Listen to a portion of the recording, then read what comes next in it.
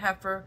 They'll use the ashes to purify them so they can go ahead and build a third temple, and for the priests so they can go into the temple and worship the Antichrist. Will be sitting on that throne for a short period.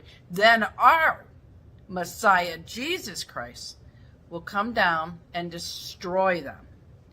So I'm going to go ahead and pick up with Ezekiel. Ezekiel chapter 38, Gog and Magog.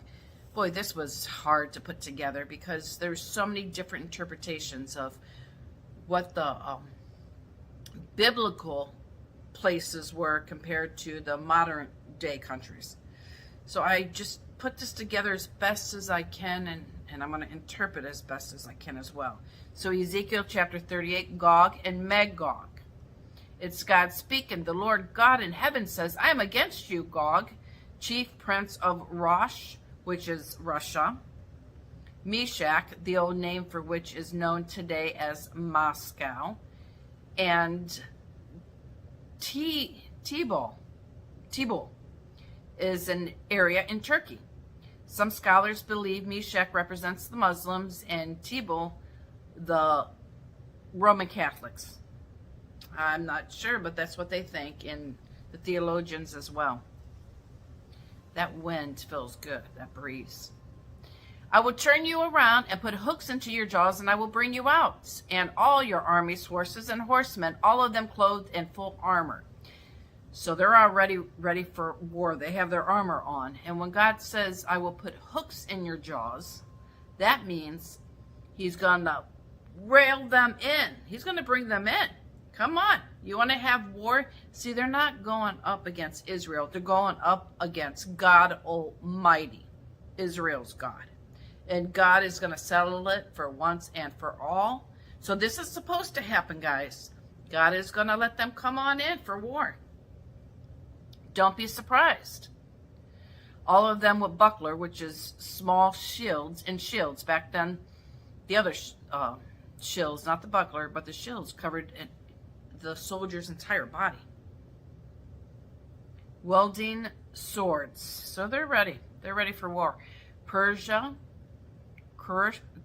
Cush, and Put will be with them, all with shields and helmets. Also, Gomer with all its troops, and Beth Togarmah from the far north with all its troops. The many nations with you. Persia is reference to the modern day Iran. Real quickly, I want to throw this in there. Remember when I talked about the book of Daniel when he called on God and God sent an angel, a messenger to speak and encourage Daniel? Well, it took 2 weeks for the angel to get through because the prince of Persia was over that country and it was spiritual warfare going on. So Daniel didn't think God heard his prayers or were going to answer him, but God heard him the very first day. The angel couldn't get through, so God sent the archangel Michael, who bust through. So there are wicked, evil spirits over certain cities and towns and countries. And you know when you go down into that city, you feel that discernment in you that this isn't a good place. Okay, so Cush describes a present-day Ethiopia and the black nations of Central Africa. But and Libya are located in northern Africa. Gomer being part of Turkey. Beth Togarmah being Armenia. These nations will basically align with Russia in battles against the king of the south and later on the Antichrist. Some scholars believe it'll happen before the beginning of the 7-year tribulation. A lot of scholars believe it'll happen in the middle of the tribulation. Either way, this battle is different from the Battle of Armageddon, which will happen at the end of tribulation, the Battle of Armageddon. So the king of the south and Africa, Arab, the book of Daniel describes it in chapter 11, moves to invade Israel. But they'll ultimately be defeated by the king of the north, Russia. So these guys are the king of the south, but they'll be defeated by the king of the north, Russia. Now, when they're talking about Gog, Gog is the leader in the land of Russia. Magog is land. Meshach and Tubal were all sons of, Noah's one boy, Japheth,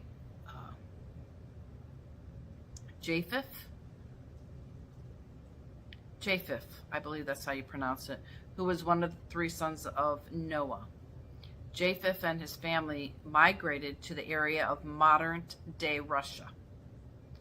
Russia is the king of the north. After a short period of peace, seeing an opportunity to enhance their domination, Gog and Magog, Russia, and its leader proceed with their own invasion of Israel. However, God has no intention of allowing Russia to take over the land of Israel. The Antichrist intercedes Gog and Magog and defeats them just before the 7-year tribulation begins. This one says the 7-year tribulation just before it begins. Gog and Magog will rearm and take part in the war of Armageddon. As a result of the war between the king of the north and the Antichrist, Israel is open to sign a 7-year peace treaty with the Antichrist to protect them from any other attacks. But after 3.5 years, the Antichrist breaks the peace treaty by invading Israel, and all the horrors of the book of Revelation break forth over the earth. That's when all hell breaks loose. We won't be here to see it. I don't believe we will. So look at what's happening right now. They are fulfilling prophecy. Gog and Magog, they're lining up. They're getting ready. The world will look for a leader, for a new global system. They'll be desperate to have a leader. A strong delusion will be brought upon the world. People will say, don't present me with the facts. This is what's going on right now. I don't want to hear any of the facts. They would rather be lied to, knowing that it's a lie. And they'll believe the lie. Hypocrisy and lies will be the character of church leaders. Not all of them, but some of them. Some people will have a seared conscience. Church congregations will only receive pastors that make them feel good. They will heap up for themselves pastors that make them feel good. And they're doing that right now. But honestly, if you're going to skip 1/3 of the Bible, that's about prophecy. The days we are living in, and times right now. No one will be able to make sense of any of this if we don't explain to them this is part of the Bible. This is supposed to happen. Now, I'm not saying that everybody's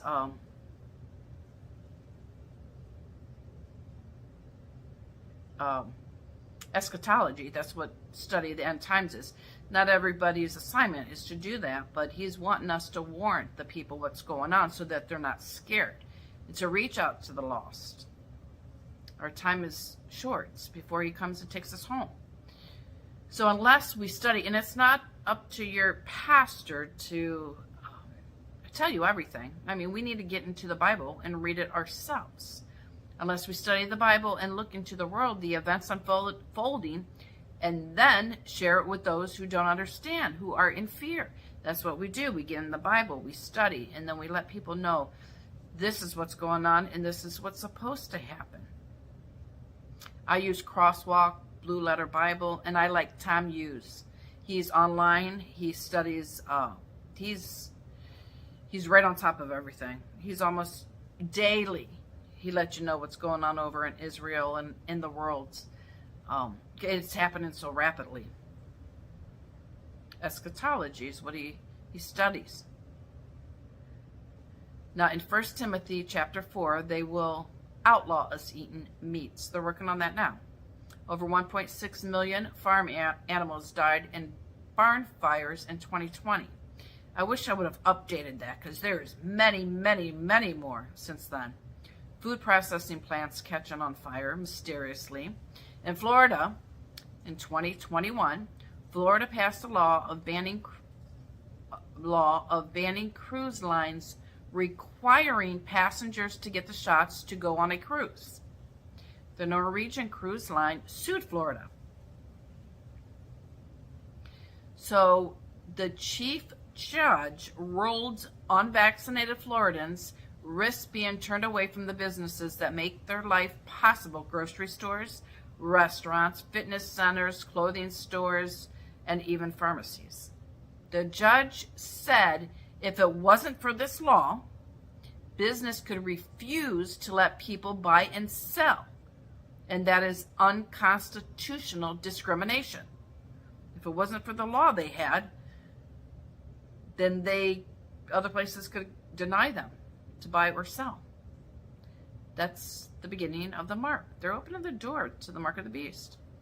In the Garden of Eden, God called Adam and Eve male and female. Okay, we're talking about gender now. We are made in God's image, his design. Gender refers to biology, the difference between a male and female. Genesis 1 provides the Christians with the fundamental truths behind these distinctions. God created humanity, male and female, in his image for one another. To deny any part of this teaching is to subject God's purposeful design. God created only two genders, guys. You're either a male or a female. New Jersey, listen to this. This is just appalling. New Jersey schools don't have to notify parents about the student's gender decision. According to the new rules from the State Department of Education, the guidance clarifies the determining gender identity rests with the student and not with the parents. A policy that requires notification, meaning notifying parents, as a policy that makes students unsafe. So they're saying if we notify the parents that Sam wants to be called Samantha in school, that their safety is in danger if we let the parents know that he wants to be a she in school. Okay? So in some schools, the teachers are required to keep that information secret from parents, and the teachers also will call your child by the name they choose and refer to them by the pronouns they wish. The teachers believe some staff members encourage kids to consider changing their gender. So, I'll stick with Sam. If Sam wants to be called Samantha, the teacher calls him Samantha in school, and he wants to be a girl, she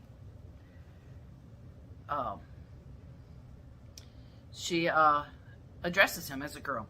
But when the parents comes in for teacher conference, she has to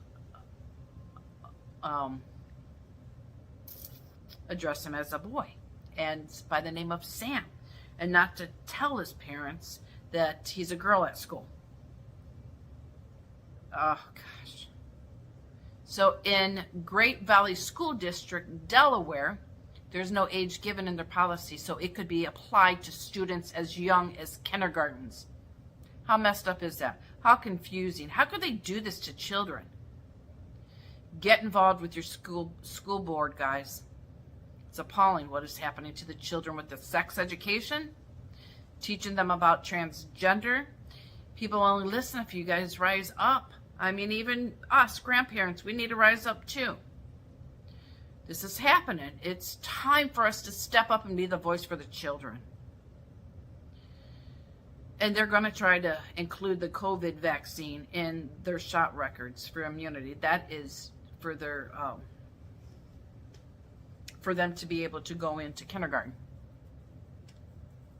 So I know a lot of people that will be homeschooling because we don't know what this COVID vaccine, we don't know the long-term effects on it. And people are getting COVID who are vaccinated anyways. Very sick from it, as well as those that are not getting the vaccine. Now, I'm not going to sit here and go over, if I'm for it or against it. It's our choice. It's your choice. And it certainly is your choice when it's your child. They depend on us to make the right decisions for them. Okay. Now, we are not God. We cannot create our own gender or switch it. God makes no mistakes. He knew us before he formed us in our mother's womb, whether we're male or female. And famines, okay. Now, we've always had famines, especially over in the third countries. I mean, there's always been this. Famines in Europe will become an Europe will become an economic wasteland. As industries die, banks fall, and food production plunges, famine is unavoidable. In the book of Joel, he talks about in the end times you'll see people spending their money on weapons instead of farming. Never in the history of the nation has anybody stockpiled destructive equipment like today. The poorest of the poor are buying weapons instead of food. North Korean wouldn't even allow news pictures because there's such utter famine going on. They're spending the money on nuclear missiles. And yeah, North Korean has had a lot of famine. There's a lot of people that's always been, there's been a lack of food across the countries, across in this world. They're saying there's 4 to 6 million North Koreans who don't have enough food to eat. They are global famines. The only questions are how bad will it be? How high will the food prices go? We're going to see that this year, guys. It's going to be $10 for a loaf of bread. That's what's going to get us over here in North America. Food thieves will run rampant until grocery stores implement strict security measures. And I'm convinced that these are intentionally implemented. It's where you're going to have to get scanned. I'm sure that's coming up. And no, I'm not a conspiracy theorist. I just see the big picture. God gives you insight of what's to come. If you really pay attention to that discernment, the spirit that's in you, when you get into the Word, when you walk closer with God, you see these things where it's headed. And it's supposed to go that direction.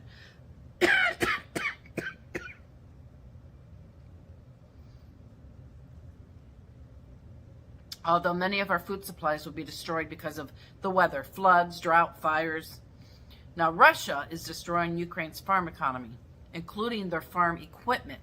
The U.S. on average lost 1.9 million acres per year since 2014 and has decreased by over 13,620,000 acres.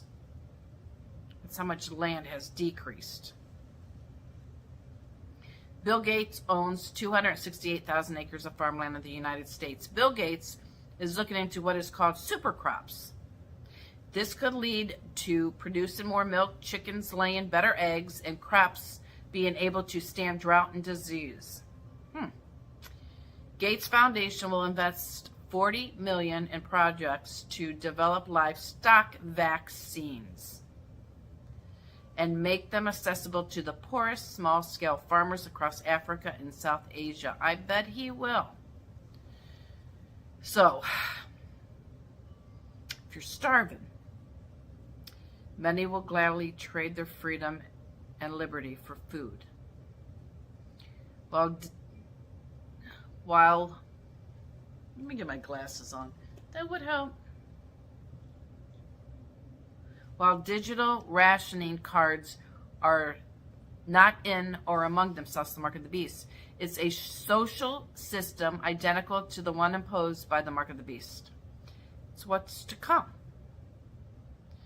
This is how they will get people into the system where they are completely reliant on the government for their existence. When you control the food, you'll control the people. Lebanon, 2 hours of electricity a day. South Africa is limited to, I think it's 8 hours a day. And that's been going on too for many, many, many, many years. Less than a year away, if natural gas supplies from Russia aren't quickly restored, the conclusion of numerous experts who have spoken over the last couple weeks to the news, Germany's economy is in a free fall.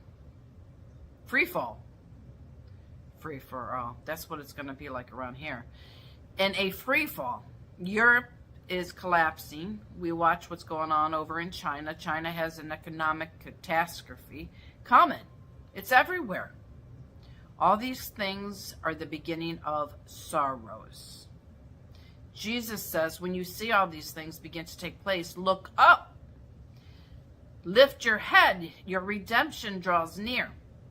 It'll be fulfilled during tribulation. But watching this begins means Jesus will soon bring us home. We're soon going to go home, guys. The Bible tells us what the last days will look like, not to discourage us, but for us to be aware of what's to come, which is Jesus. What did we think it was going to look like? Sorrows, the beginning of sorrows, which is sad. It's horrible destruction that's going to happen. The perched people will say they are done hearing about Jesus is coming. Scoffers will come. Jesus says in the last days when people should be alert and look up and say, wow, this is the stuff we've heard about. And be excited because we know that our Savior's coming. And I don't mean, of course it's horrible what's going on, the wars. People are dying. But he's letting us know that there is something more than this world right here. And pretty soon, we'll be going to be with him.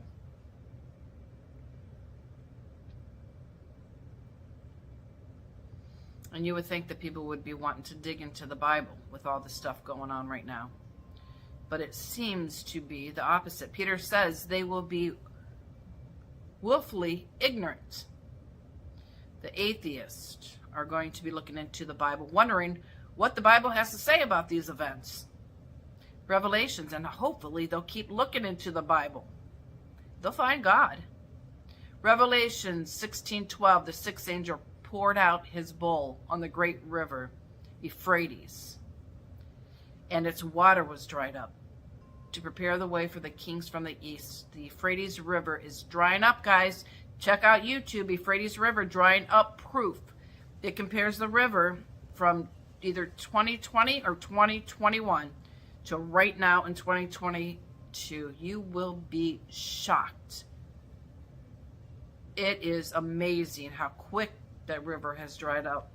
The Euphrates River is the largest water supply in Asia. It flows through Turkey, Syria, and Iraq, especially Syria. The Euphrates gets the most of its water from rainfall and melting snow. In the Bible, Euphrates was one of the rivers that flowed in the Garden of Eden. It was also marked as one of the promises by God to Abraham. It's part of the lands, the Euphrates River, that God gave Abraham. Revelation says that the river will dry up in preparation for the battle of Armageddon. Revelation 16:16, then they gathered the kings together to the place that in Hebrew is called Armageddon. This verse talks about the kings of the east, mentioned in verse 12. They're getting ready. That river dries up. I mean, that's China, the king of the east. Walk right on over there. This is what the Bible's saying, and this is what's going on right now. That river is drying up. In Revelations 9:14, saying to the sixth angel who had the trumpet, release the four angels who were bound at the great river of Euphrates. So the four angels who have been prepared for this hour, the day of the month, and the year were released to kill 1/3 of men. And a lot of scholars believe that it's brimstone from the skies. It's going to be like nuclear warfare. So they believe that this will happen after the drying of the river. Now, the verse indicates these beings were bound. So they believe that they are fallen angels, demons, that the four beings in the corners of the earth. Now, the purpose for these demons to be released was to kill 1/3 of mankind. This shall be a time of trouble, such as never has been till that day. But for the sake of the elect, those days will be cut short. Those are the tribulation saints that he's talking about, those that gave their heart to the Lord during that time. Who are the kings of the East? Like I've said, it's China. Many scholars believe it's China. I believe it's China. Also, the Mississippi River. What's going on over here? The Mississippi River is drying up. The river carries 60% of the country's grain exports. It has reached historically low water levels. Barges have been stalled or slow moving along the river for weeks. Grain prices soared early in the year, but now the main way of transporting these products have stalled, causing supply to build up at ports. So more than 2,000 ships are waiting to move down the river.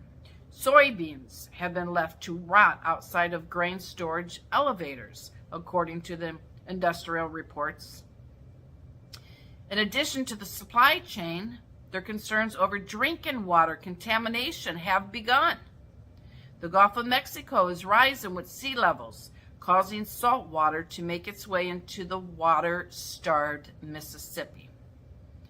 The U.S. Army Corps of Engineers is constructing an underwater 1,500-foot wide levee to block salt water from contaminated water supplies, with communities in Louisiana already issuing drinking water notices. More than 50 cities rely on the Mississippi River for their drinking water. And there's going to be one world's religion, and that's happening right now. Antichrist will be the leader eventually. The Pope Francis is pulling it all together right now. The one world religion described in Revelation 17, verse 1 through 18, as the great harlot will be part of the end times scenario. The term harlot is used throughout the Old Testament as a metaphor for false religion. And eventually, the harlot will lose favor with the Antichrist. The false religion will lose favor with the Antichrist, who will want to receive the world's worship for himself. He don't want to share with the false religion. He wants it to himself. He will not share that adoration of the world with the prophets and the priests of the false religion. Once the Antichrist gains the world's attention, he will turn on the false religious system and destroying it, establishing himself as God himself. The deception, Jesus tells us, will be so great in the last days.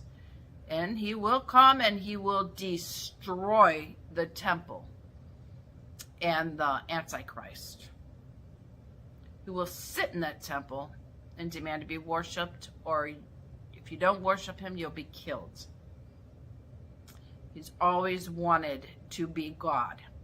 And for a short period, he's going to be in there until our God comes and destroys him. Amen? Okay, so I'm going to stop right here.